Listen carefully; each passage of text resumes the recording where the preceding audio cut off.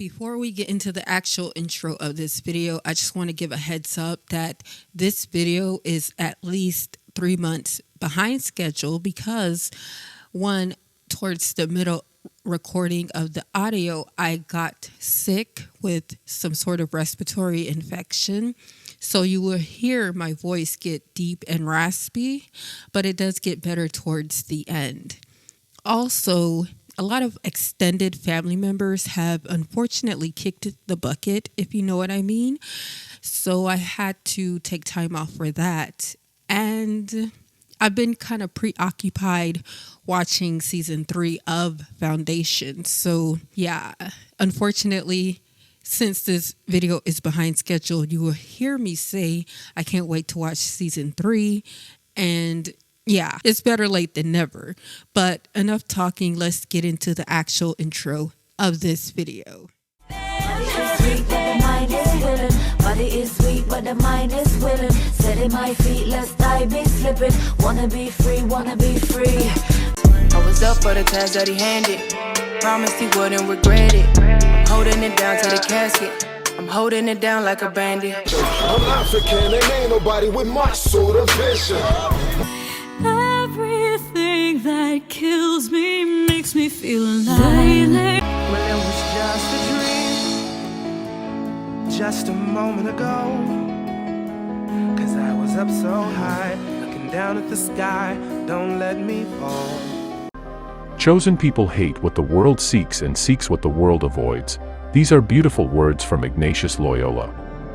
I want it all. 151,000.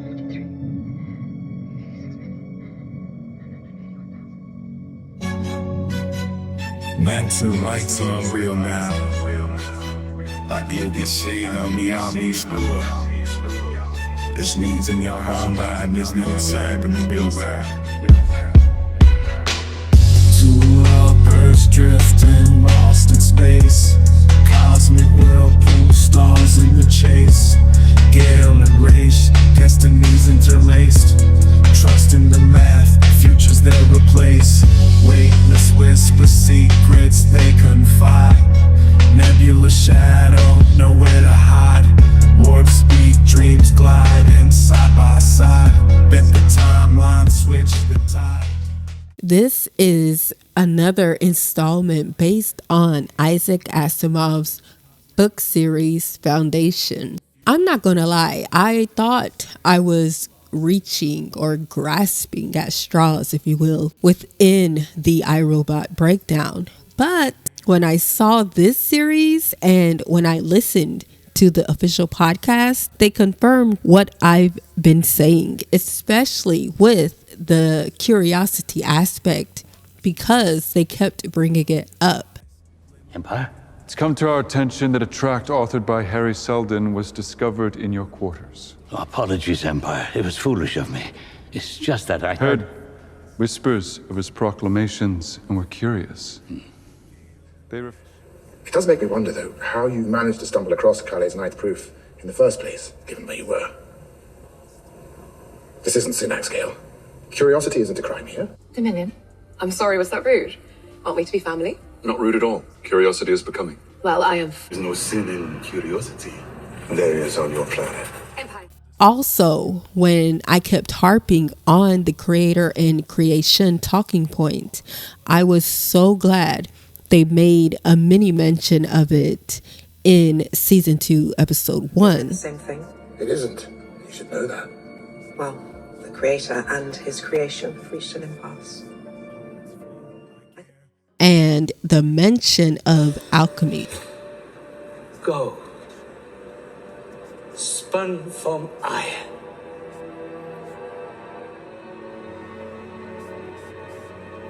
It's alchemy. Conjurer's trick. I felt so validated, I must admit. Well, maybe I'm being a little dramatic, but you get my drift. I will point them out as I go along this breakdown of seasons 1 and 2. As usual, I have to state my intentions. My intentions for creating this video is to point out or emphasize the spiritual and conscious concepts within this TV series. This is another good example of how Isaac Asimov was hip to this, for lack of better words. But enough talking, let's just get down to the third eye of it all. I'll start with character stories in case you haven't seen the TV series yet. But I do want to reiterate that it's a good series. You need to go watch it on Apple TV+. Let's start with Demerzel. Demerzel is a humanoid robot that was trapped in a dungeon within the Empire, the palace of the Empire, for centuries. She was placed there by Emperor Oberonus, who experimented on her until he became old, and the last thing he did to her was to ensure she could never walk freely. He designed this glass structure that kept her body parts separated in thin slices. Cleon the First was the one who discovered her when he was a child. She was his first everything, his first secret friend, the first woman he fell in love with. She is the reason why the Cleonic dynasty has lasted for so long. Throughout the first 2 seasons, we see how important she is to Empire. We see how motherly she is to Dawn in his formative years. We see how she's a special advisor or handmaiden to Day during his rule as Prime, and a female-like companion to Dusk in his golden age. Lastly, she offers comfort and reassurance to Brother Darkness during the whole Ascension ritual. When Cleon the First is telling Rue and Cleon the 16th about Demerzel's origins, we learn that he is the reason why she is the special advisor. She is actually, as Dusk calls her, a puppeteer, and as Dawn puts it, his forever empress. By the end of the 2nd season, she had to off Dusk. Dawn escaped with Princess Sareth, or Queen Sareth, and their unborn child. Cleon the 17th was unalived along with the 20th Fleet in the Rubicon. So she had to decant all 3 Cleons at the same time. We also discovered that she stole the Prime Radiant from Harry's office within the vault. So now it's in her possession. The 3rd season will be very good to watch. I can't wait. Cleon the First, he is the reason why the Cleonic dynasty exists. He is the reason why Demerzel is handmaiden to the throne, and he is also the reason why the Entone dynasty ended. He refused to marry the princess that was supposed to be his bride. I guess because she wasn't Demerzel's, and that's what he says, obviously. Apparently, she had a great influence on him because he pretty much fell in love with her. And she is the reason why he wanted to start the Cleonic dynasty. In his words, they would be like their children. But it's strange because he never married her per se. And no matter how many times she did bring it up to Day, or every single day, he would turn it down. And I guess it was mainly because she was a robot. Now, the Cleons, the Emperor's Peace.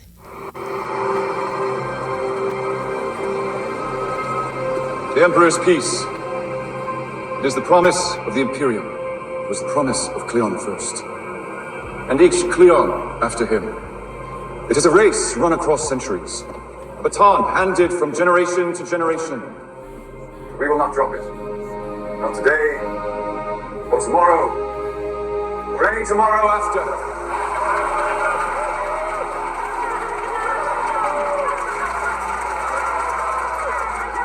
Threaten the peace, and pay a dear price. Tranta has been deeply wounded, but none of our citizens remain untouched. The pain will be felt by all for generations. It will scar them forever, but they will survive. They will live on. Our world will live on. You will not, and neither will your worlds, not without wounds and scars. For some reason, these clones are under the impression that their genetic dynasty is creating peace within the galaxy. They are too arrogant to realize that it's low-key causing atrocities, unaliving, and destruction. As Gale narrates, we learned that there are 3 emperors sitting on the throne at one time. They are all clones and they are all decanted at different ages. The relationship dynamic of empire reminds me of the saying, and I can't remember where I heard it from, but I know it's stuck in my mind. And that is, of course, one arrogant bumhole is going to be fond of another arrogant bumhole. Pretty much meaning that they all look up to the other one that was before them, especially Cleon the First. But they all, every single last one of them, want to be known as the one, whether it was something good or something bad. As a viewer, Cleon the 17th was the worst out of them all. And on the official podcast, David S. Goyer, the showrunner, pointed out how this Cleon was more buffer, way more arrogant than all the rest. I wonder if this is a hint at how, the Dawn who escaped with Princess Sarith is going to be even worse than that. Harry. The first thing I noticed about Harry is that he has many names, and that's because people regard him in certain ways or they perceive him to be a particular way, meaning the name will depend on how negatively or positively someone views him. I also noticed that certain Cleons called him a certain name, like Cleon the 12th called him Raven Selden. They refer to Selden as the Raven, don't they? And I want to give the esoteric and symbolic meaning of a raven. Ravens often symbolize intelligence, mystery, and transformation, but their symbolism varies across cultures. In some traditions, they are seen as messengers, both from the spirit world and to it, while in others, they represent unaliving, change, or even creation. Their complex symbolism makes them powerful figures in mythology, folklore, and literature. Overall, the raven is a powerful and multifaceted symbol, capable of representing a wide range of concepts and emotions. Understanding its various symbolic meanings can provide insight into its role in different cultures and stories. Harry is a mathematician whose life work is based on psychohistory. He predicted the fall of the empire and the coming darkness. Not only did he amass a following of people who believed in his predictions, but he also garnered the attention of the emperors because ideologies that undermine the genetic dynasty is considered as treason and is punishable by unaliving. He practically predicted all of the events that led up to the first crisis, and he also predicted and planned for all of the other crises that would soon follow. As Gale said, he encoded the entire plan in his prime radiant. and their exile to Terminus spearheaded the implementation of the rest of his plan. This plan reminds me of Final Destination because it's like the plan has other plans. As he says, if you enter too much information, then you change the plan or the math. Reminds me of school when we are learning about variables and probabilities. Whenever you change the variable or add or subtract one, the probability or the answer changes. Harry Seldon has always been smart, and that has always put him ahead of the math and 10 steps ahead of everyone else. Which leads me to my next character story, Gale. When we first meet Gale, we are introduced to how it seems that she is running from something on her home planet. She doesn't feel safe for some reason. She leaves her parents behind to travel from Synax to Trantor. We learn the reason she is leaving is to work with Dr. Seldon, because she won a math competition. Later on, we realize along with her that she will be arrested with Dr. Seldon and tried for treason.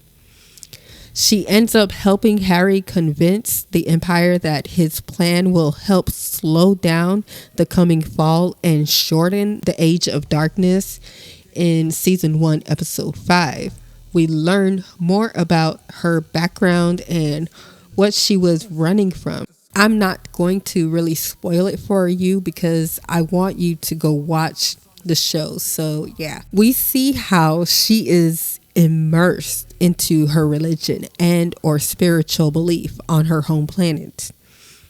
I want to point out that aside from her being a woman, it's amazing that she comes from a water world, and it kind of explains why she is so emotional, and it also explains her other gifts, but I will explain that later on in the video. So far, she is the only other person aside from Harry who can read the mathematical equations within the Prime Radiant. As the season 1 goes along, we learn that she can feel the future and even probably see it through dreams and or downloads or premonitions. By the time season 2 ends, we learn that she is a force to be reckoned with when it comes to those spiritual gifts that I will explain later on in this video. Salvor. When we first meet Salvor, it's 35 years into the future from when we last see Gale and the others on the slow ship. She is Warden of Terminus, and we get hints of her special abilities of her own during the first crisis that Harry predicted would happen. Those abilities allow her parents to follow her lead while causing doubt in her decision making by the people in charge of Foundation.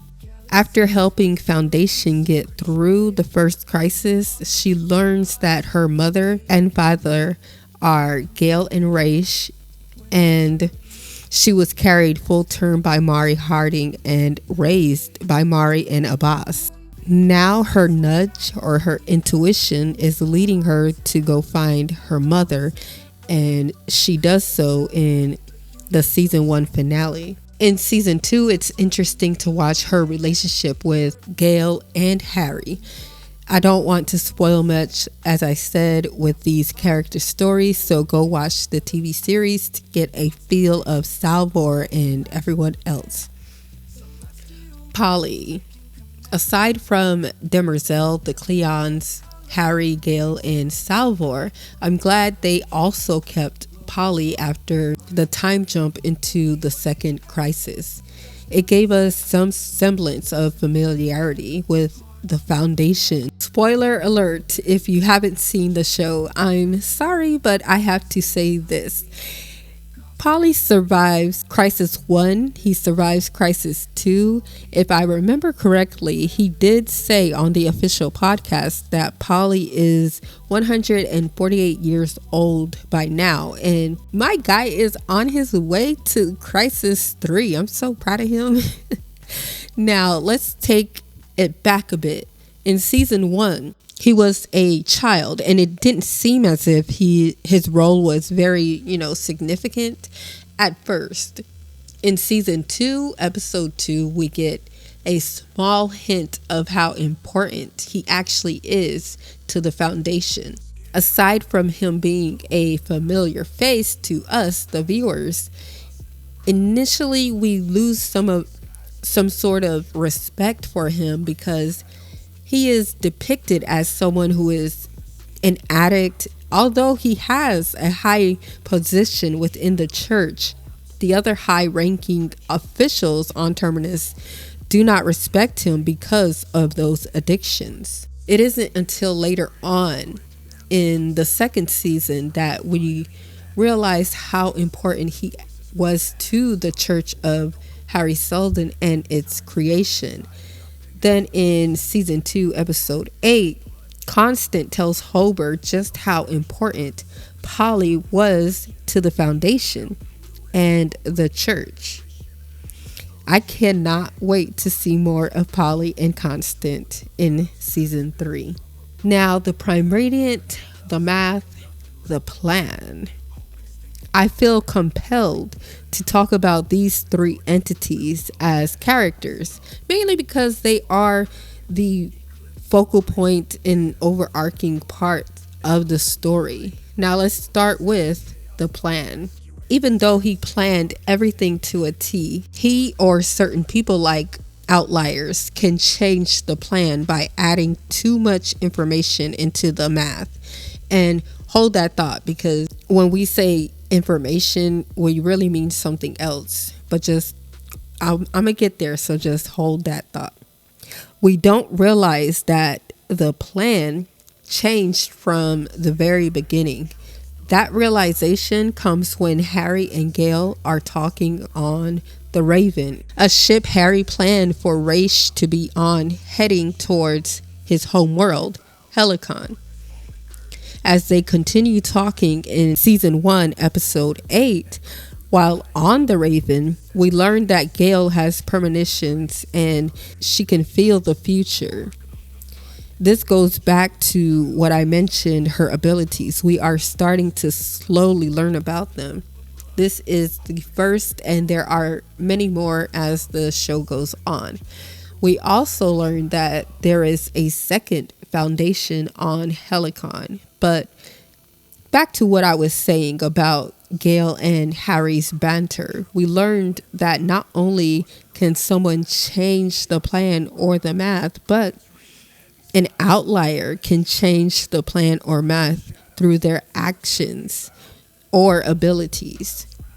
And as the show goes on, we learn how and whom.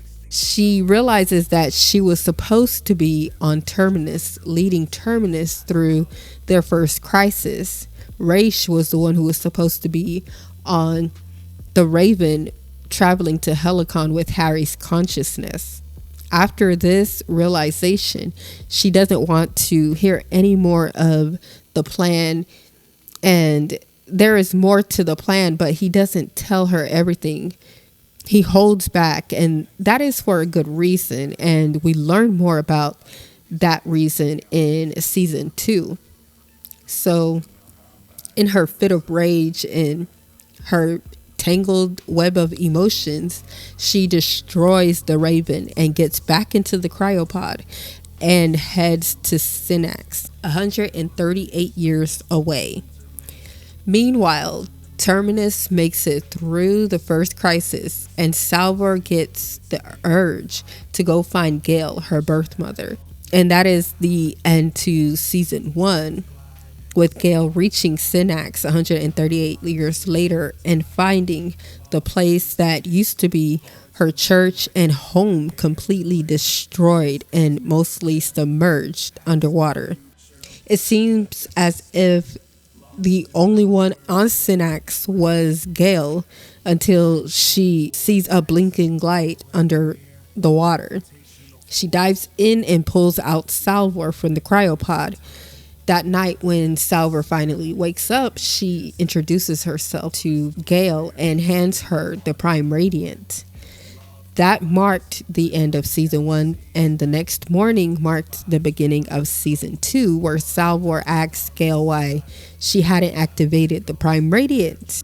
As it turns out, it was because she trapped Harry's consciousness inside.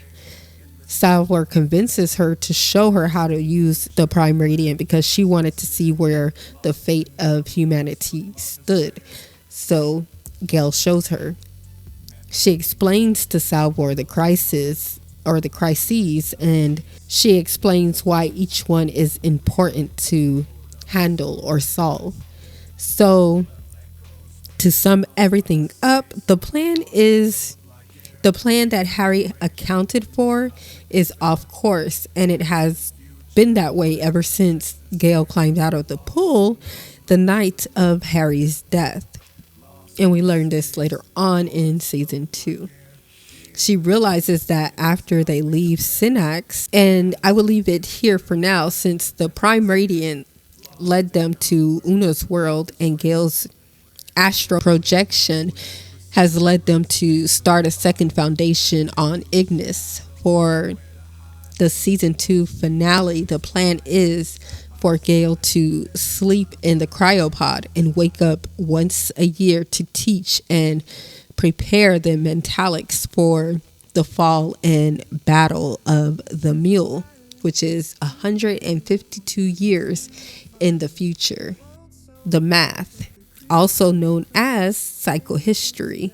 According to Harry, his mathematical equations encoded within the Prime Radiant is based on patterns he has studied in psychohistory.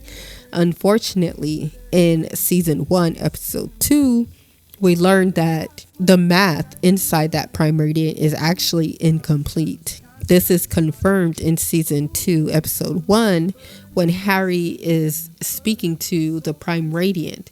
Since the math isn't all the way worked out, and with the actions of outliers, the plan has shifted off course. They are officially winging it in this second season when it comes to building a second foundation. However, the first one is on course for war with Empire. Later on in the episode, we learn that Gale deliberately interfered with the creation of the second foundation. Harry reminds her that she was the one who saw the plan all the way to the end, and all she needs to do is to work out the answers, while also reminding them that they will not interfere with the war between Terminus and Empire. That is when Gale realizes she threw the plan off course. This is the moment Gale begins using her abilities that I mentioned earlier in her character story to try and get the plan back on course. But I don't want to confuse you with the math and the plan. It is easy to get them mixed up if I don't explain them in full detail. Now, I want to emphasize is that the math not being incomplete. In season 1, Gale mentions it to Raish. The math, Harry's plan, it's not all worked out. I saw it when I had the Prime Radiant. I never mentioned it in the trial. It's close. I'm not saying it's not close, but not everything is solved. It's like a puzzle with 1,000 pieces. If a few are missing, it's a high probability of what the picture is, but they're still missing. How many pieces are missing? Enough to make a different picture. I don't know. Maybe. In season 2, the Prime Radiant reminded Harry that he isn't the only one who created it. Are you the Radiant? Show your work. Prime Radiant has Yana's math in it, and Carlet's, of course. From a distance, it's a adaptive, predictive, four-dimensional model that takes in new data, it learns, but that's different from having self-awareness or an inherited memory of either woman. If the model developed purpose-driven behavior, acquired agency. I can't do that, not based on the parameters I designed. But you're not the only designer. As you said, Carle and Yana contributed. Your work was always incomplete. Perhaps I am its completion. And in season 2, we learn about Harry's backstory, and we learn about his life mate, Yana, who we can consider to be the third creator of the Prime Radiant, if you will. This explains his look of frustration on the Deliverance when he was looking at the math in the Prime Radiant. This also explains what he was saying to Yana in season 2, episode 1, about something breaking and he needed her help to fix it. Again, if you haven't watched the TV series, then please watch it. It's really good. I will leave it here for now and move on to my next point, the Prime Radiant. The Prime Radiant is a quantum computer that we learn in season 2 is adaptive and maybe even a little omniscient. Well, not omniscient per se, however, it is predictive. It contains the mathematics of the future of humanity. And in season 2, episode 1, we notice Harry is under a spotlight and surrounded by darkness, and then he vanishes. Gale explains to Salvor that she moved his consciousness and trapped it inside the Prime Radiant.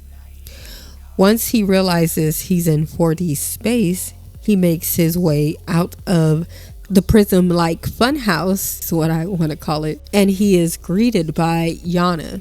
By the way she is speaking, he can tell that she is someone else. Once he figures out who she really is, we see her change into Calais. In this scene, she explains how she became the manifestation of the Prime Radiant. So this is its consciousness. He confirms this in season 2, episode 5. This is most likely why it can take on the likeness of Calais and Yana. In episode 6 of season 2, Harry explains to Salvor how the Prime Radiant is a quantum portal. This leads me to my next point within the series. Sacred geometry. This section is about unifying hidden knowledge, meaning, and symbolism with life and sacred geometry. Hidden knowledge in the context of geometry often refers to the concept of sacred geometry, where the shapes and patterns found in nature and ancient structures are believed to hold deep mystical meanings, revealing underlying principles of the universe that are not really apparent at first glance, often associated with spiritual or philosophical insights beyond just the mathematical properties of shapes. Platonic solids.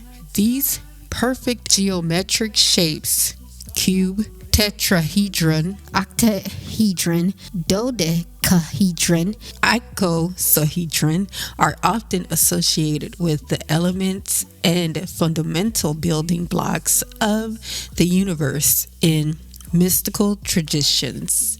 Symbolic meaning. The shapes and patterns in sacred geometry are interpreted as symbols representing spiritual concepts, cosmic forces, and the interconnectedness of all things. Fibonacci sequence. This sequence of numbers found in nature, like the arrangement of petals on a flower, can be visually represented through geometric patterns, revealing a hidden order in seemingly random occurrences. Fractal geometry. Complex patterns repeating at different scales seen in natural phenomena like snowflakes or coastlines can be interpreted as a representation of interconnectedness and self-similarities. The circle.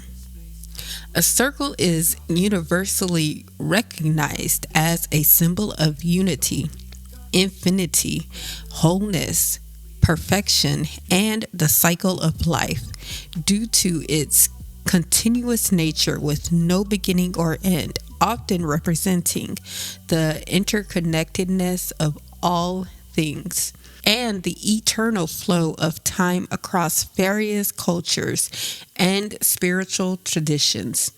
It can also symbolize the cosmos, the sun, or the divine, depending on the context. The circle is a universal symbol with many meanings, including unity and infinity, because it embraces all regular polygons, infinity and eternity as a continuous line with no end. A circle symbolizes the concept and endless time and the eternal nature of existence. Cycles of life. Circles are often associated with natural cycles like the seasons, birth, growth, death, and rebirth. Also, because it has no beginning or end, the circular shape with no clear starting point represents a complete and unified whole, signifying connection and belonging. Hence, ancient symbols like the flower of life and the nautilus spiral, perfection, due to its symmetrical and continuous nature, wholeness, oneness, and completeness. Cyclic motion. It is a symbol of cyclic motion and the cycle of time. The circle is the symbol of mobility in the form of a wheel. Community. Community and friendliness, inclusivity, and strength. Circles are believed to represent inclusion. What is encompassed by the shape becomes part of the sacred space within. Eternity, because of its never-ending existence. Balance, hence the yin and yang. The cosmos. Many cultures view the circle as a representation of the cosmos, the sun or the moon, symbolizing the celestial order and divine power. The self. The circle is a symbol of the self, potential. The circle is a symbol of potential or the embryo. Protection. Protective agent. The circle has a magical value as a protective agent. The circle has been a dominant shape throughout history, heritage, and folklore. The circle is a shape that transcends cultures and time. In various ancient cultures, the circle held sacred significance. The next sacred geometry I want to talk about is the icosahedron. The icosahedron, a 20-sided polyhedron with equilateral triangle faces, is most often associated with the element of water and symbolizes fluidity, emotions, and intuition.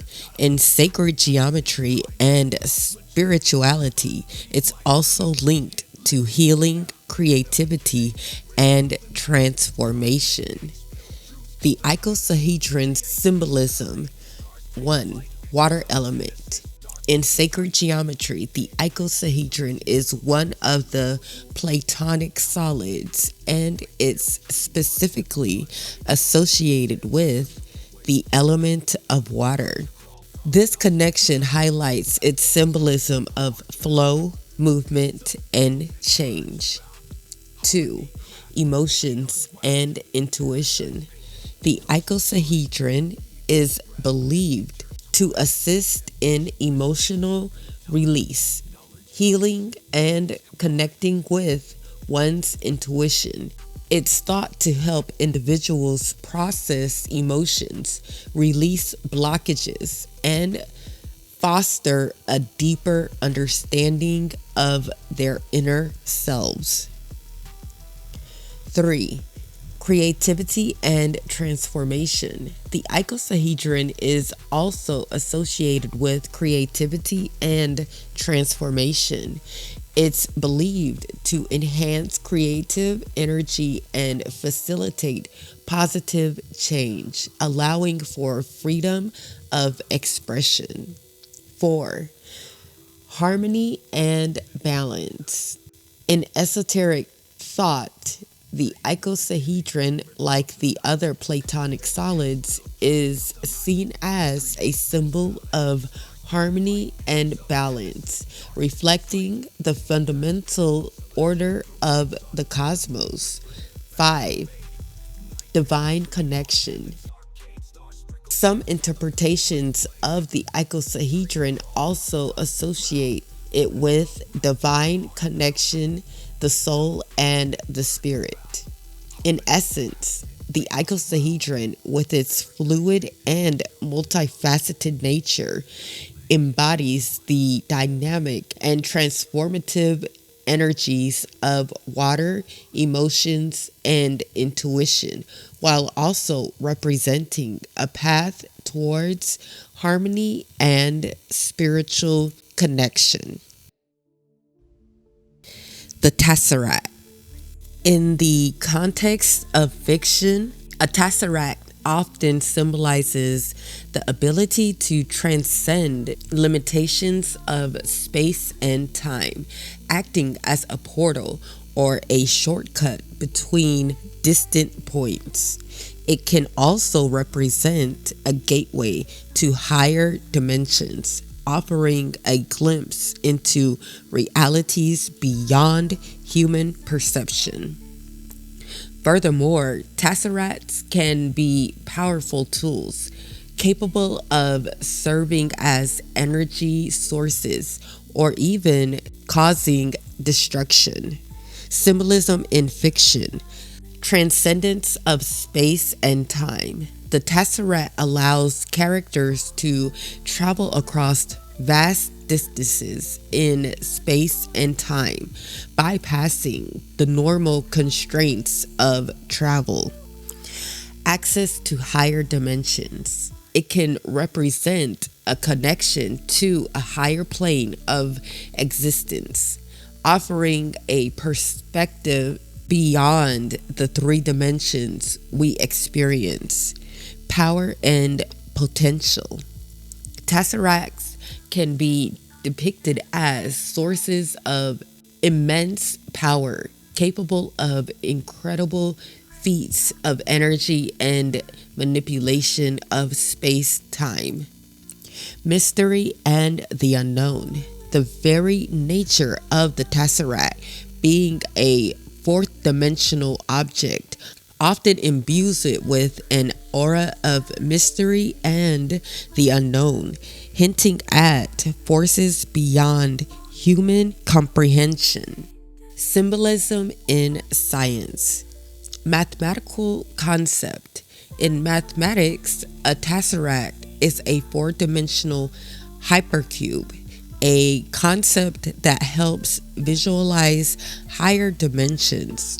Exploring higher dimensions, it serves as a tool to understand how the 4th dimension relates to the 3 dimensions we experience. A polychoron. A polychoron is a 4-dimensional polytope, which is the 4D analog of a polyhedron, a 3D shape like a cube, and a polygon, a 2D shape like a square. While primarily a mathematical concept, the exploration of higher dimensional geometry, including polychora like the tesseract, 4D hypercube, has led to various symbolic interpretations, particularly in areas connecting mathematics, physics, and spiritual or esoteric thought.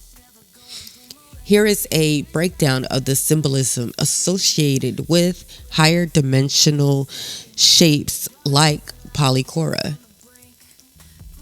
understanding higher dimensions and complex systems. Studying higher dimensional shapes like polychora aids in conceptualizing properties that extend beyond the three-dimensional experience. They can be used to model complex systems and relationships in fields like topology, algebra, and geometry, physics, and reality. Higher dimensions are relevant in theoretical physics, particularly in string theory, which suggests the universe might have more than three spatial dimensions. Understanding higher dimensional shapes is important in modeling and comprehending the fundamental structure of the universe in these theories. Symbolic representations of the universe and principles. In esoteric thought, higher dimensional shapes, such as the tesseract, 4D hypercube, can be symbolic representations of the universe and the underlying principles. They can symbolize the journey from the physical to the ethereal or spiritual realms. Connection to spirituality and higher consciousness. Some spiritual and esoteric beliefs suggest that sacred geometries, including higher dimensional forms, play a role in ascension, higher dimensional realities, and spiritual awakening. They are viewed as symbolic representations of the universe's structure and can act as a bridge to deeper levels of consciousness. For example, the tree of life in Kabbalah can be conceptualized as fifth dimensional hypercube, representing the three dimensions of space, one of time and one of spirit. Unified theory of physics. The pursuit of a unified theory in physics might find its resolution in higher dimensional space, where the laws of nature might simplify and integrate. Understanding the geometry of these shapes, including polychora, could potentially lead to a theory of everything. Data organization and efficiency. In computer science, higher dimensions can be leveraged to organize and connect data more efficiently, leading to innovative solutions. In summary, while the immediate symbolism of a polychora is rooted in mathematical geometry and the study of higher dimensions, these abstract concepts have also inspired symbolic interpretations in various fields. Expansion of understanding represents the exploration of realities beyond immediate perception. Complexity and intricacy reflects the increasing complexity of structures with each added dimension. Potential for unifying theories, a symbolic representation of the search for fundamental principles in physics and other fields. Connection to the spiritual can be seen as a way to understand or access higher dimensions of consciousness or reality. These symbolic interpretations are often subjective and vary depending on the context and individual beliefs. The triangle. Triangles as geometric shapes often symbolize stability, strength, and upward movement. In various cultures and contexts, they also represent concepts like divinity, balance, and even change. General symbolism, stability and strength. Due to their wide base and pointed tops, triangles are often associated with stability and are considered one of the strongest geometric shapes. Upward movement. Triangles can also symbolize upward direction or progress, especially when depicted with the point facing upward. Balance and harmony. In art and design, triangles can be used to create a sense of balance and harmony, particularly when arranged according to the golden triangle rule. Cultural and spiritual symbolism. The Trinity. Triangles, especially equilateral ones, frequently represent the concept of three, such as the Christianity Holy Trinity, Father, Son, and Holy Spirit. Divinity. In various spiritual traditions, the triangle is seen as a symbol of divinity, enlightenment, and higher wisdom. Ancient wisdom. The triangle is associated with ancient wisdom, mystic practices, and energetic gateways. Other symbolic interpretations.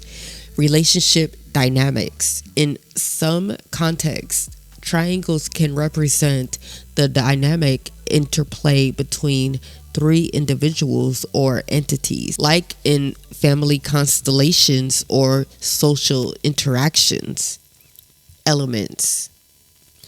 In alchemy, 4 triangles can represent the 4 elements: earth, air, fire, and water. The next geometric-like shape that I want to talk about and connect to spirituality and consciousness with this TV series is the Nautilus spiral. The Nautilus spiral, or the Nautilus shell, exhibits a logarithmic spiral, a type of spiral found in nature. While often associated with the golden ratio and Fibonacci sequence, Nautilus shells don't perfectly match the golden spiral, but rather a logarithmic spiral with varying ratios. This means the spiral's growth follows a specific mathematical pattern, but not necessarily the precise golden ratio. Here's a more detailed explanation. Logarithmic spirals. These spirals are characterized by the fact that the angle between the radius vector and the tangent to the curve remains constant. This means the spiral maintains a consistent shape as it grows. Nautilus shells. Nautilus shells are a prime example of logarithmic spirals in nature. As the nautilus grows, it adds new chambers to its shell, and the size of these chambers increases according to a logarithmic spiral pattern. Golden ratio and Fibonacci sequence. The golden ratio, approximately 1.618, and the Fibonacci sequence 0, 1, 1, 2, 3, 5, 8, and so on, are related to logarithmic spirals, but nautilus shells don't perfectly adhere to these relationships. Variations in ratios. While some nautilus shells exhibit ratios close to the golden ratio, many others show a range of ratios with an average of about 1.33. Some Studies suggest that certain nautilus species might closely match the meta-golden ratio, chi. Popular misconception. It's a common misconception that nautilus shells are perfect examples of the golden spiral. Many resources inaccurately represent them as such. Real-world examples, logarithmic spirals, are found in various natural phenomena, including spiral galaxies, sunflower seeds, arrangements, and even some plant growth patterns. The nautilus shell and the spiral symbol, particularly in the form of the logarithmic spiral, represent growth, expansion, and the cyclical nature of life. The nautilus shell, with its spiraling chambers, embodies resilience, adaptation, and the journey of life, where each chamber signifies a stage of growth. The spiral itself is a powerful symbol of movement, evolution, and the interconnectedness of all things, reflecting patterns found throughout nature. The nautilus shell symbolizes growth, expansion, resilience, adaptation, the journey of life, order amidst chaos, inner beauty, and perfection. The spiral represents movement, flow, evolution, transformation, cosmic energy, spiritual paths, and the golden ratio. All of this talk about geometric shapes brings me to wanting to talk about my next topic when it comes to spirituality, consciousness, and this TV series, which is, yep, you guessed it, numbers. This show is continuing Asimov's theme of 3, and I'm kind of glad about that because there are a lot of hidden imagery and messages or meanings within this show. In my iRobot breakdown video, I pointed out the aspects of 3 in the movie, and I elaborated on the person and their personality that matched the number 3. For this breakdown, I am going to elaborate on the spiritual and symbolic meaning of the number 3 in this TV series. 3 emperors. Dawn, day, dusk. Triple love. She is loved. Empire triples my love. And that should be enough, brother. 3 pillars or planets uniting as one or working together to end the first crisis, or marking the end to the first crisis. For the plan to succeed, the foundation needs 3 pillars, just as a stool needs 3 legs. It needs all the children of the outer reach. That is the way I designed it. Triple blessings. Triple blessings to you all. Zephyr Galat. Triple blessings to you, Empire. Triple blessings to you, Zephyr Galat.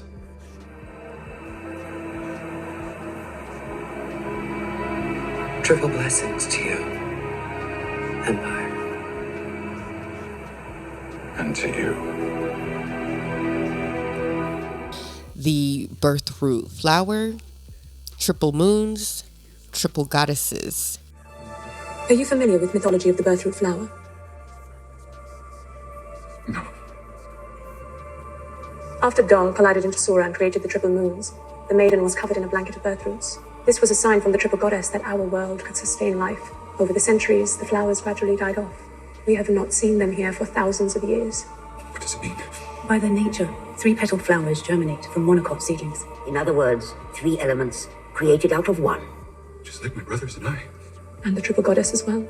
3 represents the third dimension.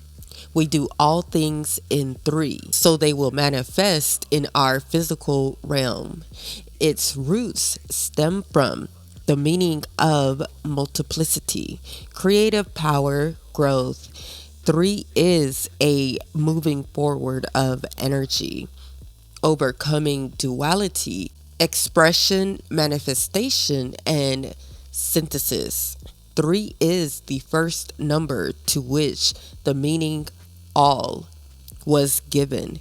It is the triad, being the number of the whole as it contains the beginning, the middle, and an end.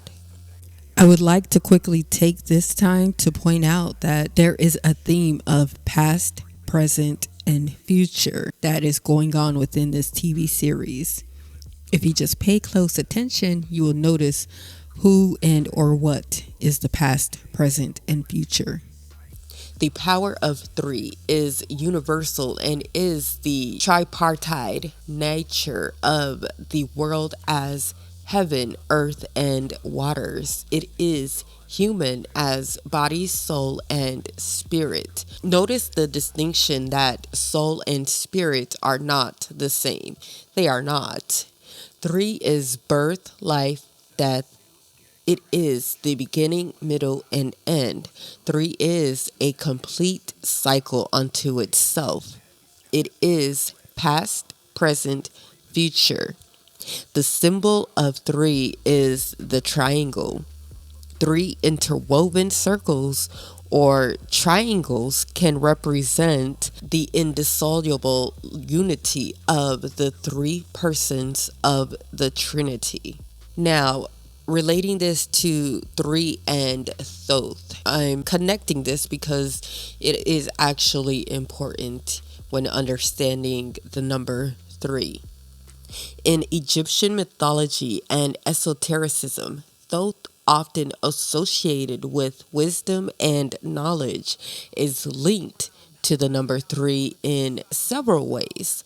He is frequently referred to as the thrice great god of wisdom. Furthermore, the concept of three plays a role in Thoth's association with temple building, which is seen as a reflection of the world's structure, and Thoth's role in establishing order, measure, and number in the universe. Egyptian Hermetic tradition. Thoth is the thrice great Trismegistus, the supreme power, the opening line of the Emerald Tablets of Thoth, the Atlantean, and is directing you to read Tablet 11. I'm not going to read Tablet 11 because it's actually long, but the spiritual meaning of the number three, as found on crystallinks.com and other spiritual resources, is generally associated with completion, wholeness, creativity, self-expression, and divine connection. Divine connection and spiritual growth. The number three is often seen as a sacred number and can represent a connection to the divine realm. It is linked to the Trinity in Christianity, the Father, the Son, the Holy Spirit, symbolizing divine wholeness and unity. The number three can be a sign that spirit guides or ascended masters are near you and are offering support and encouragement. Guidance and affirmation. If you repeatedly see the number three, it can be interpreted as a message from your angels or higher power, indicating that you're on the right path and being supported. Like when you see 333. It can also encourage you to trust your intuition and take action towards your goals. Transformation and change. 3 can also symbolize transformation and the completion of cycles such as birth, life, and death. The occurrence of something 3 times in stories or events can suggest a pattern of transformation or a significant change taking place. In summary, the spiritual meaning of 3 suggests that you are embracing your creativity and expressing yourself authentically, feeling supported by divine guidance and aligning with your spiritual path, expressing positive change and transformation in your life. Religion and spirituality, and how every planet has a faith, religion, belief, cultural background, and traditions. Being analytical or non-believer is what is known as being a heretic, also known as being heretical. Built the jump drive, they built the Star Bridge. Where I come from, they call those scientists, not politicians. I know where you come from, Dale. They were called heretics and drowned. When was it, according to church doctrine, that it stopped being heresy to study math? It never stopped. And yet, you solved the Abrexas conjecture. You look like your father now. So, pious, hunting for heretics? You can't be here, Mr. Sorn. The seers condemned this building. Heretical, right? All analytic learning goes against the faith of the awakening. What do you, David Gale? Esteemed Empire. I expected the clamoring masses upon my arrival, but instead I'm greeted by a heretic. Profuse apologies, Empire. I assure you, a proper welcome awaits. The Cleonic Dynasty. The first thing I want to point out is that I noticed on the podcast and in season 2, Sheba Slight mentioned how Empire wouldn't be able to control her and her people if they didn't have a stranglehold on them. And I noticed that the showrunner mentioned that on the official podcast as well. This stranglehold of Empire's grip on the galaxy. That stranglehold reminds me of Christianity because Empire is a religion within its own right. Let me explain why. First and foremost, religion is rooted in symbolism, faith, belief, and rituals. Let's start with the symbolism. Now, there are 2 entities that are used interchangeably, Empire and the genetic dynasty. Empire is symbolized by the cross. This cross is seen everywhere in or on the palace of the Empire and the ships in their fleets. It doesn't matter who rules or which dynasty is in power. That symbol has never changed. The genetic dynasty is symbolized by the sun, more specifically the laws of the sun. The physical symbol of the emperors is the royal seal. 3 suns encompassed by a circle. A pointed cross is in the middle of the center sun that represents the light pouring out of it.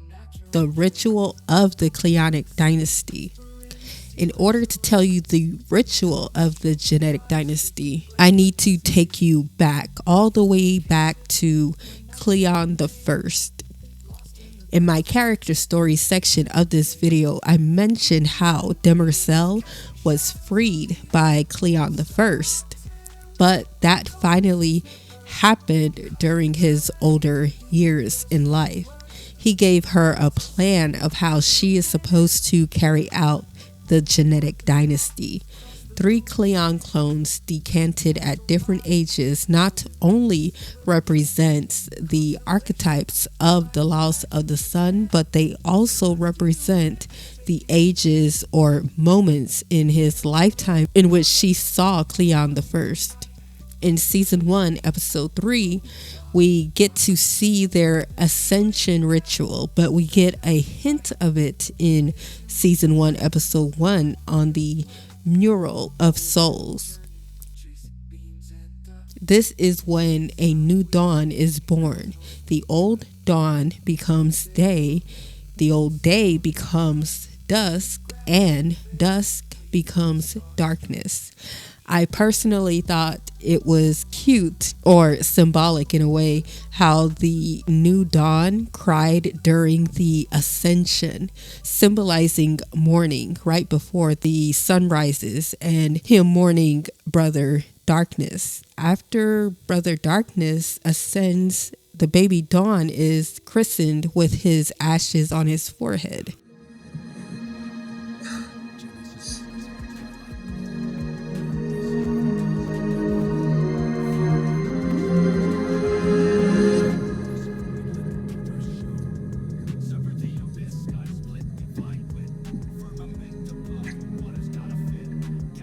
You have grown into our greatness. Brother Dawn, now day.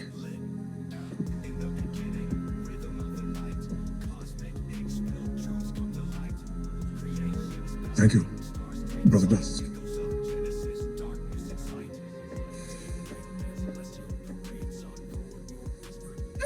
And the new dawn, just awoken. You have a long, beautiful day ahead. Brother Darkness, it's time.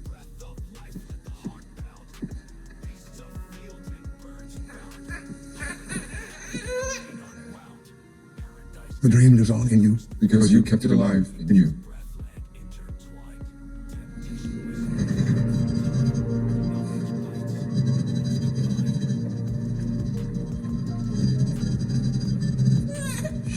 It's okay. You're all right. Everything is all right. No. Something's wrong.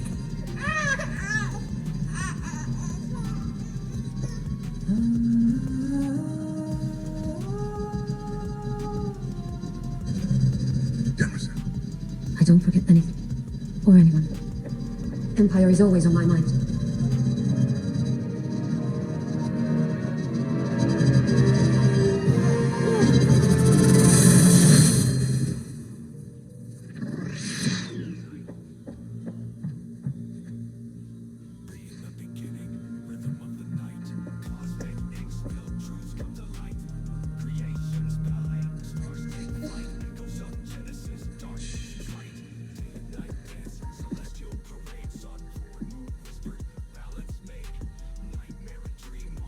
To be alive is to know ghosts.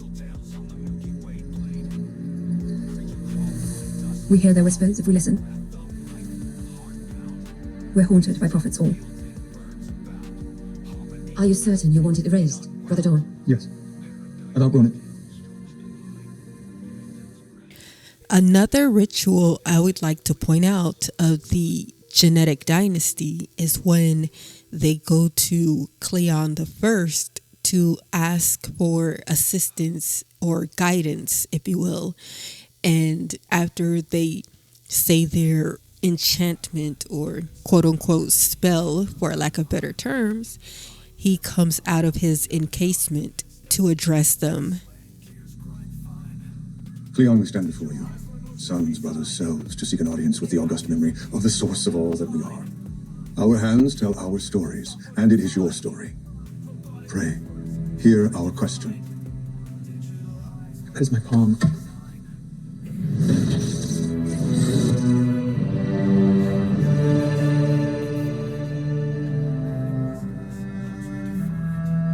I am the memory of Cleon the First. Who addresses me? We two, the 16th and 18th exponents of your being. We thank you for our lives. Ask your question, brothers. This is of no concern to you. How can you say that? Didn't you create this interface so we could ask you for your help? I am here to give you what you need. Nothing more. The dream lives on in you. Because you kept it alive in you. The faith and belief of the Cleonic, or should I say the genetic dynasty, is what I stated earlier about how you can compare it to Christianity and its many denominations. In season 1, episode 4, we learn how much the genetic dynasty relied on people believing in it, or them, should I say. When Proxima Opal passes away, they learn that a new candidate threatened the belief of the genetic dynasty.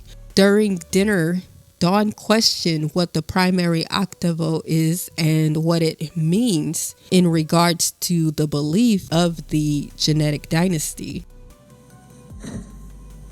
I helped install the previous Proxima. I'll leave for the Conclave as soon as possible. Is that really necessary? Can't you just holocaust yourself in? Not this time. Luminism claims 3 trillion followers. This schism requires a personal touch.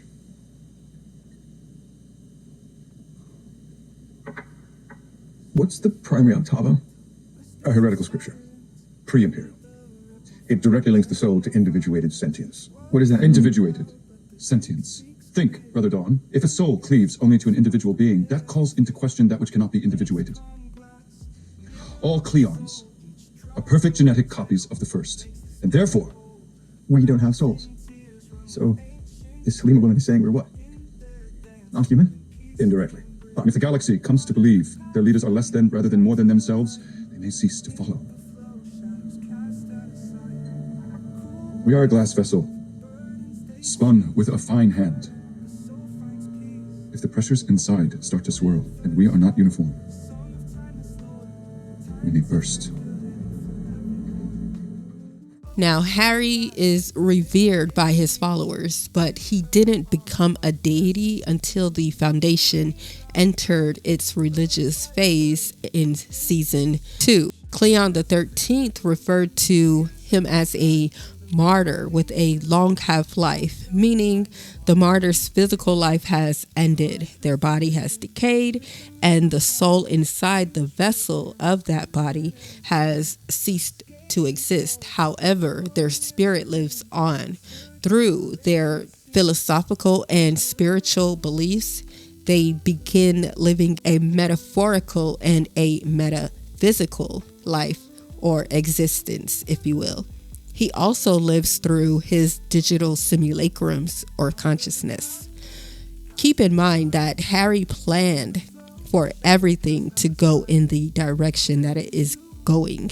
He explains to Gale why his unaliving was necessary.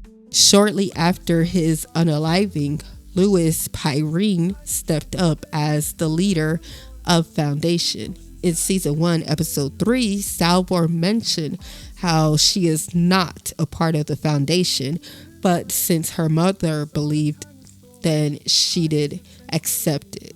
Her mother responds by saying, I know you're suited to where you are, keeping us safe, making sure the Foundation survives. Making sure you survive the Foundation. It's the same thing, we are the Foundation. I am not, but you believe, and that is fine. No, do not make this sound like a cult. Some of us in our generation, some of us know what real religious fervor looks like. It wasn't until season 2, 173 years later, is when the Foundation began its religious phase. The religion of Harry Seldon is symbolized as the Polychoron, the 4-dimensional diamond, also known as the Vault. The Foundationers have relics of it on their dream catchers or wind chimes, should I say, and as pendants on their necklaces. They tell stories of it to people on the planets they are trying to win over, for a lack of better words, and how it contains the great galactic spirit, Harry's soul. The Church of the Galactic Spirit is also important to the Foundation, and it is how they recruit believers of Harry's plan. It was kind of hard to pinpoint a solid ritual of Harry Seldon, and that's only if you don't include the recruitment of the church or their guide me through the darkness prayer.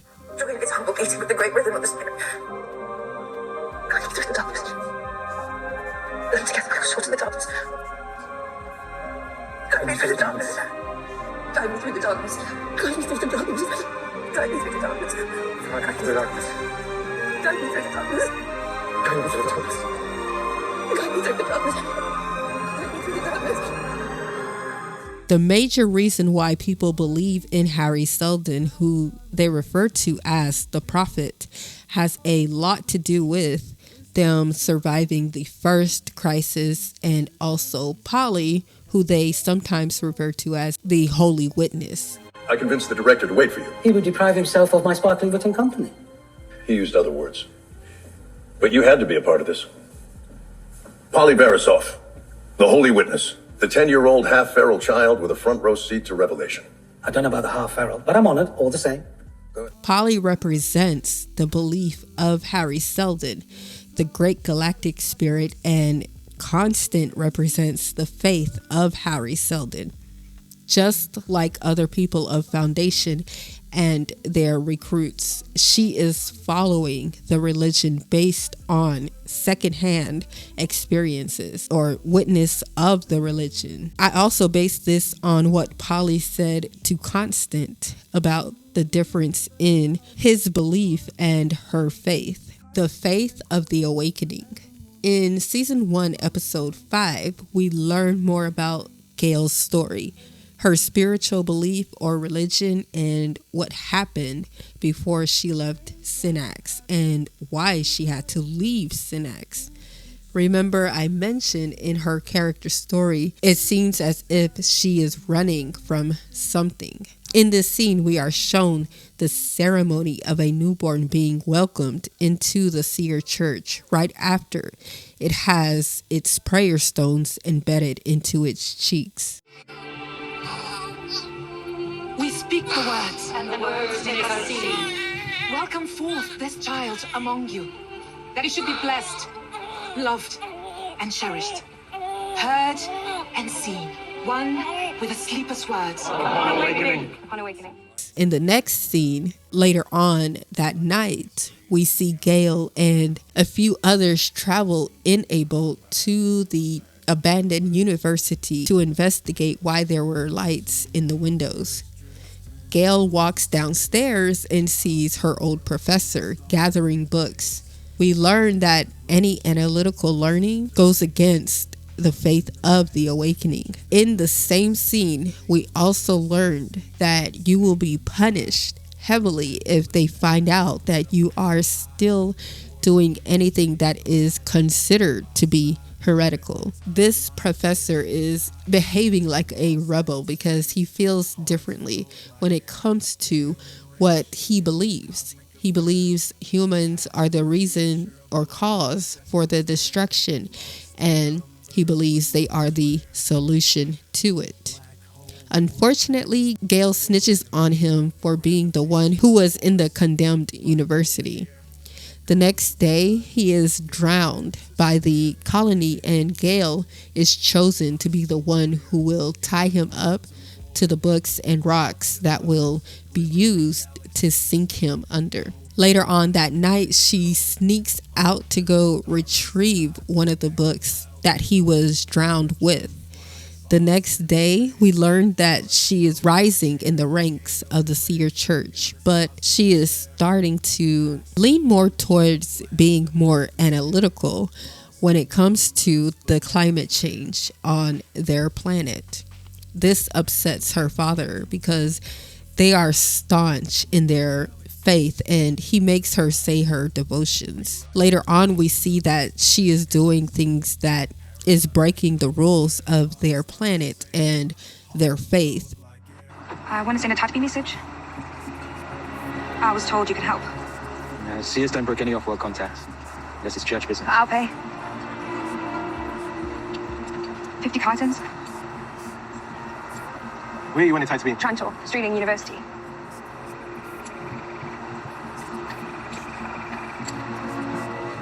The Seers are saying someone on Synax has entered an Imperial math competition. You have to stop this, Gale. You're putting us all at risk by pursuing this. Let it go.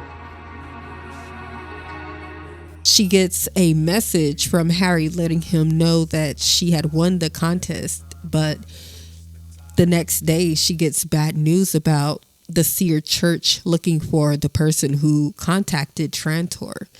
Gail lets her parents know that she is the one the Seer priests are looking for, and she pleads with them to go with her. And she knows the floods are coming and raising the village won't be enough. These are sleepers' words speaking through you. No. It's math. I solved the proof. I'm the one the Seers are looking for. Harry Seldon invited me to Trantor. Come with me. Trantor? The machine world? I'd rather my daughter die. Unfortunately, there are a lot of people who believe that there is honor in dying when it comes to religious beliefs. And this is the case for her and her father, believing that is a better option for his daughter. This was the catalyst for her to remove her prayer stones from her cheeks. This is symbolic to breaking from the seer church. In their words, it's like tearing the sleeper's words from your face. Now, I want to take this moment to break down the facets of the faith of the awakening. Let's start with the hierarchy. So you have your normal, regular adherents who can rise to become an acolyte. And this is a step above those religious members of the church. And a step up from acolyte is votary. And this is a step under being a seer priest. Now, a seer priest, these are priests within the faith of the awakening. Although they are the highest in their church ranks, there is a notion that they have their own hierarchy as well. Geldornik, I'll say this once, because I'm the highest ranking and only seer priest on this forsaken world. If you are in trouble, I can help you. Is that what you want? The sleeper. This is the God in the faith of the awakening. And upon awakening is the time before the sleeper awakens, their current moment. I would compare it to the second coming of Jesus. Now that I've summarized the hierarchy, I want to take this time to break down the symbolism, faith and belief, and rituals of the faith of the awakening. Now, the faith of the awakening is symbolized by the prayer stones embedded in the cheeks of the believer's face. The faith of the awakening has different rituals, one of which is already mentioned, the prayer stones being embedded into your cheeks right after birth. It can be compared to being christened in modern day religions like Catholicism or Christianity. Another one is when they chant, when they say their prayer upon awakening, and we speak the words, and the words make us seen. Upon awakening, Upon awakening, we speak the words. the words make us see. Do you know who I am? The next ritual we get to see is a cleansing ritual. The one performed on her old professor in season 1 of episode 5.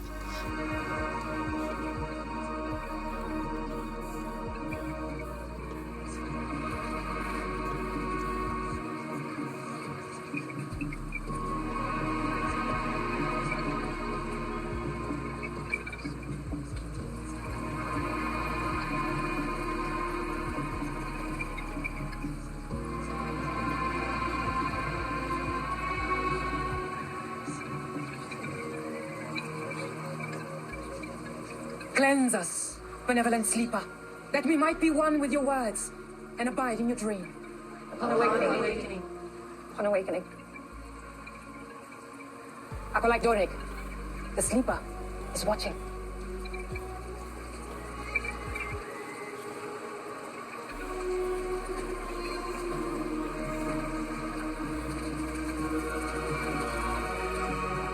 For this, you will be cleansed.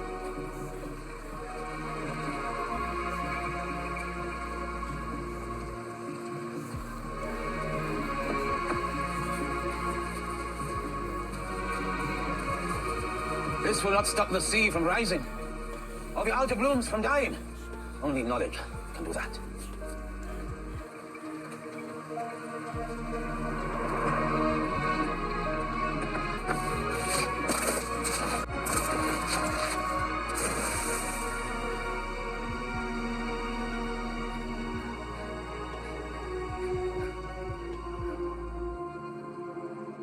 Another ritual is removing the prayer stones from your face. Some like to pray one last time. Did you? No.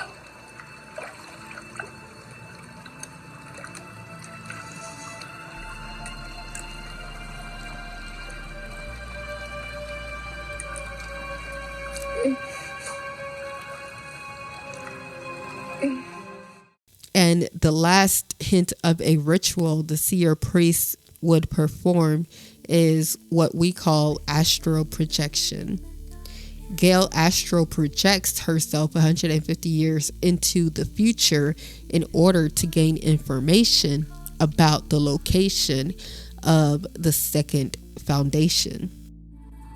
In Old Synaxian, the word for prophecy means water takes them. Spheres would submerge themselves. When they couldn't breathe, their inner eyes opened. Wait, Gail.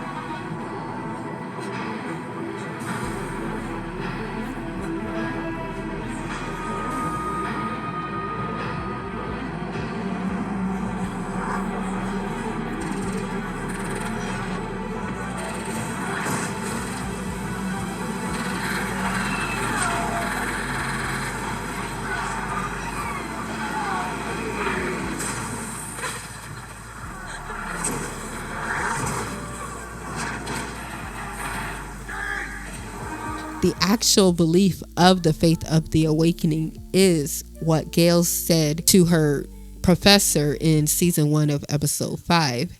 The challenges that their colony is facing are warnings from the sleeper. Rebirth.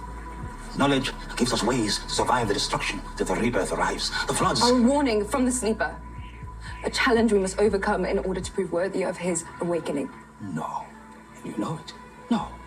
Unlike the Church of the Galactic Spirit, these people are following this religion based solely on faith alone, because none of them have bared witness to their slumbering God. Knowing the bit of information, I find it really crazy how the seer priest told Gail the sleeper is watching in season 1, episode 5. Acolyte Dornick, the sleeper is watching. But it could just mean he or she is watching them through his or her own form of astral projection. Maybe, maybe not. Their belief in the faith can be broken by simply taking out their prayer stones. But in Gail's situation, even without her prayer stones, she still sought out some form of guidance one last time when she got to Trantor. It's safe to say, or it's safe to assume, that was her last straw in her belief of the faith of the awakening. She confirms this towards the end of episode 2 of season 1 when she says she prays in a different language now. The weight of traditions protects us. There can be comfort in making a journey others have made before. Once I prayed in the words of my parents, but then my world expanded, and the words fell short of my reality. I pray in a different language now. Which brings me to the last major religion I want to talk about with this TV series, Luminism. On the Imperial jump ship that Day uses to travel to a moon called the Maiden, he and Demerzel are briefly going over Luminism and its central theme. Goes to the central theme of Luminism: cycles, Ouroboros, nature seeking completion. Also detailing how the religion predates the Empire and the Cleonic or genetic dynasty. The people who believe in Luminism pray by ritualistically touching the Leviathan crystal or the salt from the Leviathan mines on the Maiden. Day mentions how it symbolizes the journey of the three goddesses, the Mother, the Maiden, and the Crone. Now I want to take this moment to talk about the esoteric and symbolism of these triple goddesses. The triple goddess is a concept primarily within neo-paganism and Wicca that represents the divine feminine in three aspects: the maiden, the mother, and the crone. These three figures symbolize the cyclical nature of life, corresponding to the phases of the moon and the stages of a woman's life. The maiden represents youth and new beginnings.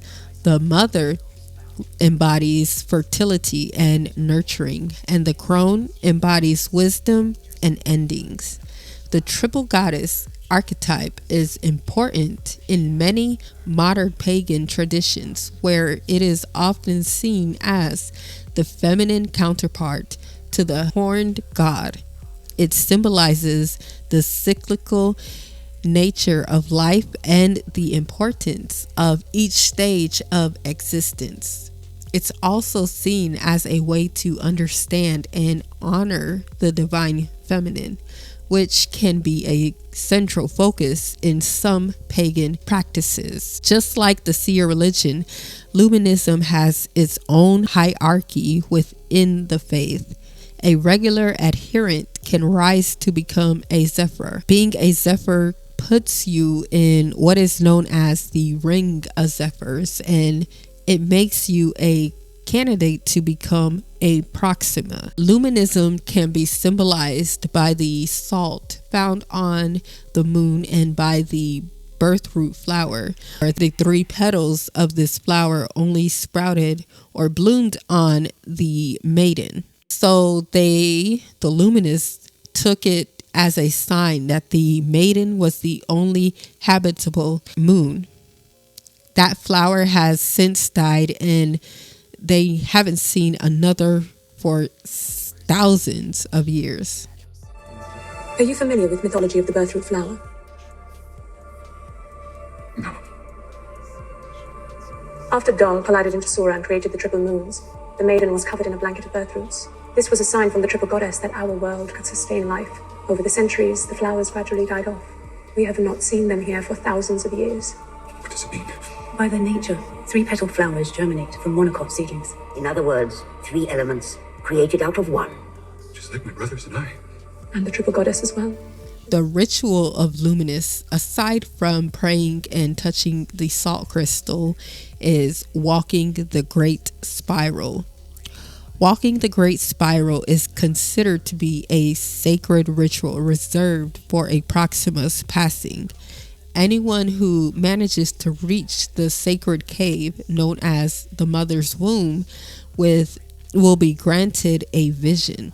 If you are deemed unworthy, then you will not see anything. Their faith is rooted in the ideology of the mother goddess giving them the gift of rebirth. In Halima's speech, we learn about how the idea of rebirth became a part of their faith. But the mother looked down and saw that this was insufficient. A single life in a single body, raised in a single world. Such a soul had no foothold to climb from the trenches of ignorance, to grow into holiness. And so the mother took a straight line of life and shaped it into a circle, bestowing upon us the gift of rebirth. For there is no end to this journey, for our capacity for growth is infinite. And so we rejoice that Proxima Opal soul will not stagnate and rust into corruption. We rejoice that her soul is not bound to a single immutable body. We rejoice that her soul is an ever transformative, evolving soul. Our lives in these bodies may be brief, but our souls are endless. And as we shape and sculpt our souls into a never-ending quest for holiness, remember this. This will not always be your life, but it is your life now. Your choice now. Your change now. Make it count!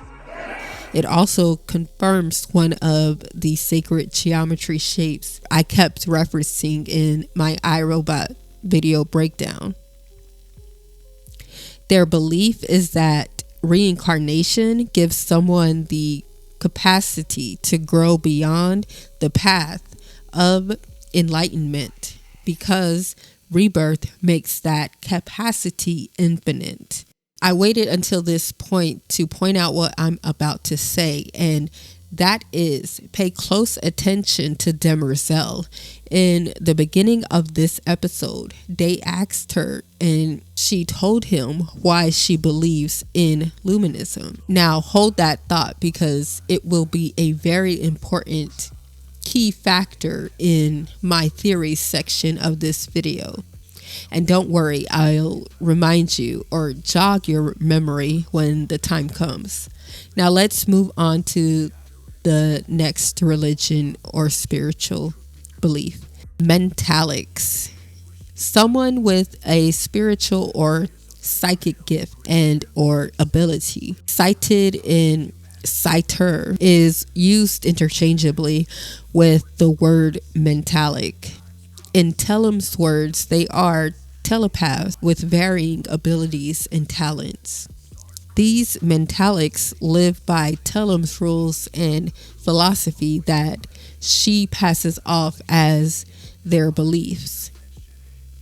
Music and cymatics. Josiah said that Telem uses music to help them focus. She also uses it to transfer her soul or consciousness into another person's body. The special flutes the children play together helps to throw a person's vibrational frequency off balance, meaning they are unable to focus mentally, which makes it easier for her to read people, even the things they are trying to bury deep down within their subconscious. Helen taught us to use music to help fix us. This is my pitch. But think how that sounds on voices. You have one too. Everyone here does. What is this? Why am I in here? See those dishes above your head? They're muzzles, tuned to cancel out your specific psychical pitch. Spend enough time here, and eventually the last of your defenses will fall.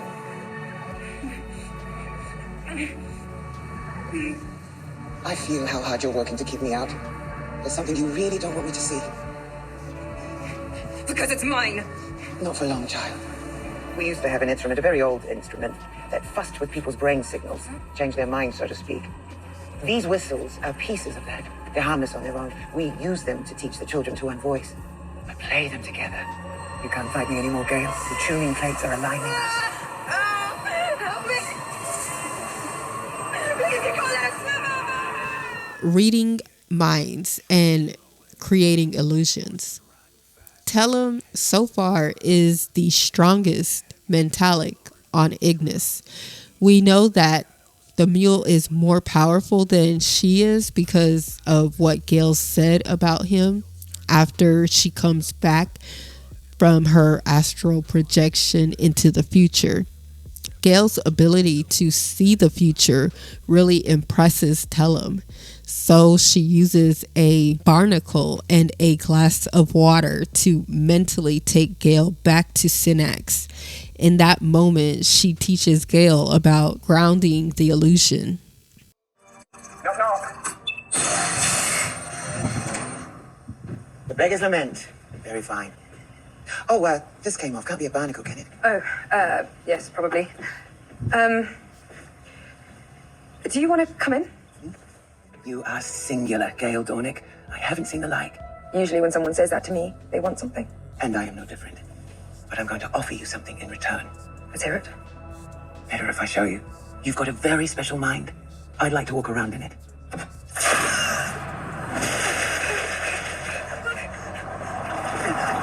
This is Synax. How did you... Water is a powerful association for you. I threw water, apologies by the way, and your mind said you'd thrown yourself at the water. The smell of the barnacle in my pocket helped carry your mind there. Ground the illusion. The illusion gets better. Now.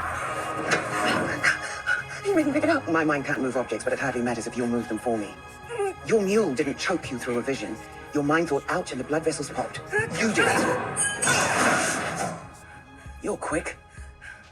Telem said the best illusions need grounding in reality. You saw me suffer. Thanks to Gale, they all did. Keep this in mind because I'm going to reference this later. Now, using touch. At the beginning of episode 6 in season 2, we get a hint of how the citers use touch to communicate aside from what they call unvoicing. Josiah shows Salvor what happened to his family and how he got that scar on his neck. In the next scene, the two of them are walking through the village, and Salvor mentions how quiet it is, but Josiah says that there's lots of talking going on, it's just unvoiced. He tells the other people that Salvor wants to know more about them, and lots of images and stories flood in her mind. Now, Laurent is a shapeshifter or skinwalker, in my opinion. He can change himself into whoever he needs to in order to create an illusion and get you to be more comfortable or drop your guard. When they initially landed on Ignis, Salvor goes out to check the perimeter of the ship. She runs into what looks like Hugo, her man. Later on, when Salvor is on the beach talking to Laurent, he mentions how easy it is for him to change into someone else. I'd call him a skinwalker or shapeshifter. He also mentioned how he could feel her abilities through their kiss. I would like to say that in the conscious community, there are theories about skinwalkers and shapeshifters. These are people or beings that can change into whatever they want. And the reason why I said beings is because some people believe that shapeshifters or skinwalkers are aliens trying to pose as humans. I've never seen one, and yes, I am someone who needs to see it or experience it in order to believe it. I'm not that superstitious. Now, a seer. Being a seer is the last connection I want to make and break down when it comes to this TV show and relating it to spirituality and consciousness. In my character story section of this video, I mentioned Gail having special gifts or abilities. Well, now is the time I want to talk about her being a seer. On the official podcast, the showrunner, David S. Goyer, mentioned how her story had come full circle at the end of season 2. She went from fleeing her home planet to now becoming the leader or god of the Mentalics. I want to insert a clip of what a seer is. What is a seer? A seer is everything. Prophets are the eyes, but seers are the entire head. Isaiah 29:10 declares, "Behold, I have closed the eyes of the prophet and have covered the head of the seer." Meaning a seer is not just the eyes, but a seer is the eyes, the ears, the nose, the mouth, and the feelings. A seer is somebody who's able to see what others cannot see, feel what others cannot feel, smell what others cannot smell, even taste what others cannot taste. A seer moves in all 5 realms. A seer sees the invincible. A seer hears the inaudible. A seer feels the intangible. A seer smells the inodorous. A seer tastes the insipid or the tasteless. Just like Tellum said to them, Gail can see the future and she can also feel it, like how she did on The Raven back in season 1, episode 7. And her dream of the mule in season 2, episode 1. What really emphasizes her abilities is when we see how she used them to save Harry in the season 2 finale. She said that she could hear him calling out to her and she could feel the water filling up her own lungs, and how the two of them built a bridge of shared sensations. So Gail used what Tellum taught her against her. The student becomes the master, ironically. Lastly, I love how they squeezed in music or cymatics, frequencies, and most spiritual aspects in the Mentalic storyline. I can't wait to see how she prepares them for the mule. In summary, these religions and spiritual beliefs are very intricate and detailed. However, just like any other religion or spiritual belief, they can be represented by a simple symbol or logo, if you will. The Thespins can be represented by their Book of Ablush, the history book of their culture they edited in order to honor the genetic dynasty. The Thespins can also be identified another way, but I'll wait until later on to explain that. The Anacreons can be represented by their bow and arrow, a symbol of their grand hunter or huntress. Keep in mind that those aren't the official symbols of those two planets in their religions, but they are the only important items that were mentioned in the TV series. The Empire is represented by the cross. The Emperors are represented by the royal seal. The Foundation can be represented by the vault or the polychoron. The Faith of the Awakening can be represented by their prayer stones. And lastly, Luminism can be represented by their flower or the salt crystal. However, spirituality is a bit tricky, mainly because it's easy to conflate spirituality with consciousness, and the symbols that can be represented are based on the aspect or context that someone is referring to. For example, enlightenment and the chakras can be viewed as one and the same because you can ascend from one level to the next, and they both have colors to represent each level of ascension. And the last point I want to make is how spirituality and consciousness can become very vague or abstract. One, because it's not rooted in one specific thing or a religion, if you will. And two is because the faith and beliefs can change depending on who is in charge or the leader. It's almost like a cult, really. The Mentalics followed Tellum, and she was all they knew. Plus, as they said in the season 2 finale, she was in all of their heads, bending them to her will. And with Harry offing her, they now followed Gale. And Gale becomes the sleeper like the god in her home planet's religion. Now that I've broken down each religion or spiritual belief, I want to reiterate or bring it back around to faith and belief and comparing that to synchronicities.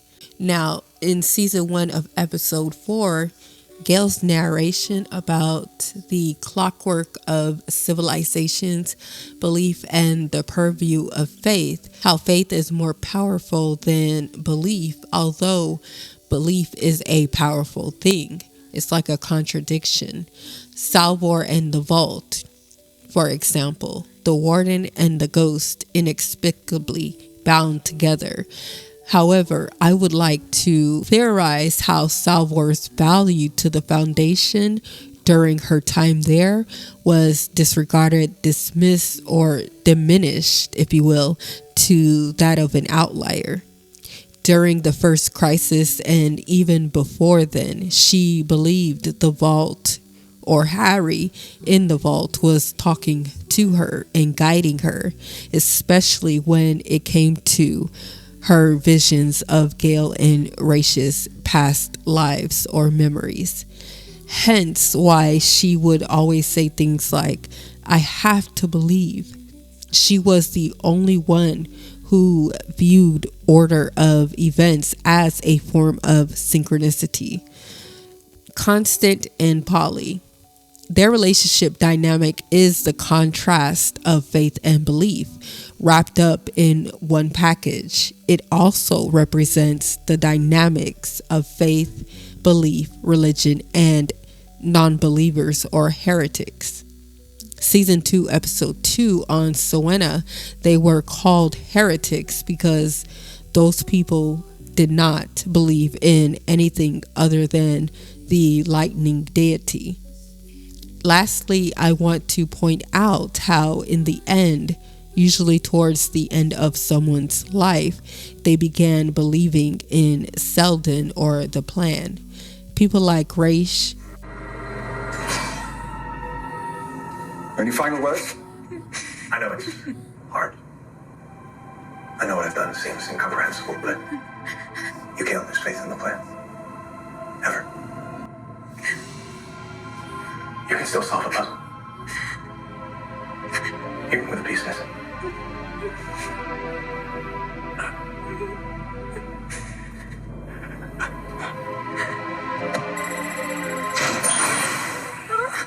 Abbas. Open your fist, Salvo! Don't fight the wind. Hober. My next question is for both of you.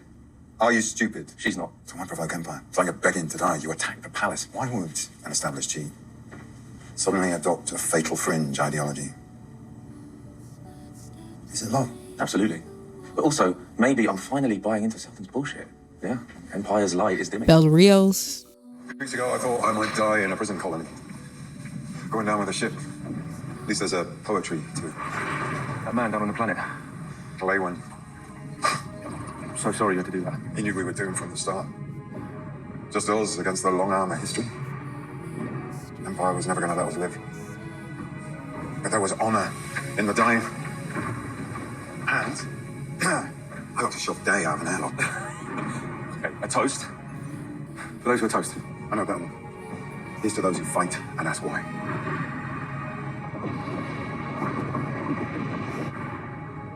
And Salvor. All right, let's plug me in. Look, Salvo, I'm not even sure this is possible. Jumping into a planet's orbit requires absolute precision. Or luck. Remember who you're dealing with. It's probably like flipping a coin over and over, right? Maybe like flipping it 1,000 times. Let's start flipping. You're telling me to kill me.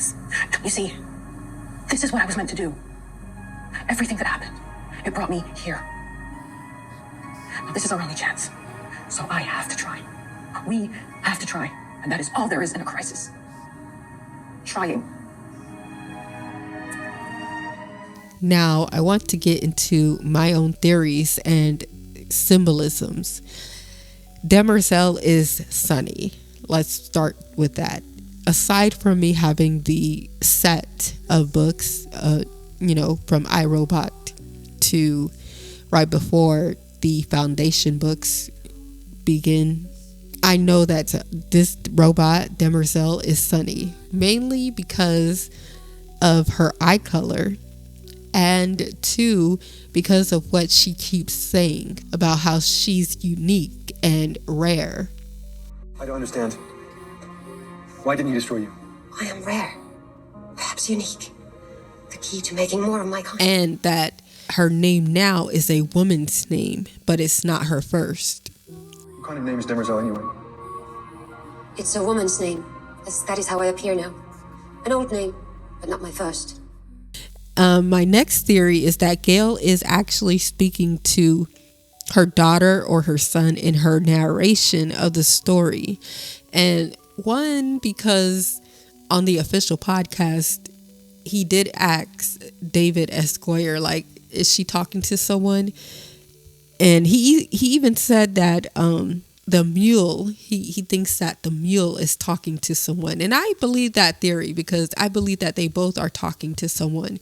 I don't know for sure. Well, I know for sure that the mule is talking to someone because he turns to that person and he's looking at them. We think he's looking at the camera, but that's probably the person he's talking to.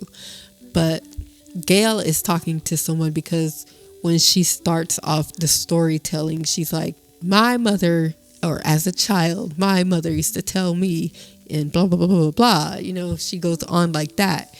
And also because of when she said, until it became the story, until it became my story. Like when she's talking about the story, the plan, and it was the only thing that came to be important. Now, the irony of how Cleon the First viewed becoming emperor as being chained to the throne. Now, in present day, he has chained his clones and Demerzel to the throne, making light of it by giving them nicknames or titles like advisor and brothers, as if that makes it any better. I really don't have much of a theory there. It's just he wanted to live forever, and he wanted to live through these Cleons, and unfortunately they all didn't have all of his memories, so none of them were like him. They were all different in their own individual way, as Demerzel stated. How you spend this last day is up to you. Every one of you is different. And I believe there is technically a third foundation, but we haven't seen it because of when Gale destroyed the Raven and we never made it to Helicon. So hopefully they bring that back up in season 3, because I want to know, like, I theorize that his parents are the ones who started like the third foundation. This is where I will leave it for now. Even though you can break this TV series down in many different ways, I am super excited for season 3. All of my shameless plugs are in the description box, including all of my cited sources. My website is under construction, so your girl has been busy lately, so bear with me on that. However, I will catch you in the next video. Tell me what you think in the comments section down below. If you like this video, please give it a like. Don't forget to subscribe, because I do have more on the way. And I will catch you all in the next video. But until then, put a shield on it, and peace and love. Bye, everyone.